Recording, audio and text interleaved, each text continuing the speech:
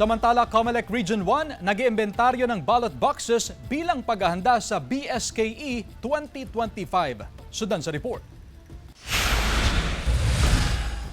Tuloy-tuloy ang pag-iimbentaryo sa ballot boxes na ginamit sa barangay at sangguniang kabataan elections noong 2023. Bahagi ito ng paghahanda ng COMELEC sakaling matuloy ang eleksyon sa darating na December 1, 2025. Ayon sa COMELEC, bagamat naantala ang nakaschedule na voter registration mula July 1 hanggang July 11, ay tuloy pa rin ang mga aktibidad gaya ng procurement at inventory sa yellow ballot boxes para maging handa sakaling hindi pirmahan o i-veto ng Pangulo ang panukalang batas na nagpapaliban sa barangay at SK elections.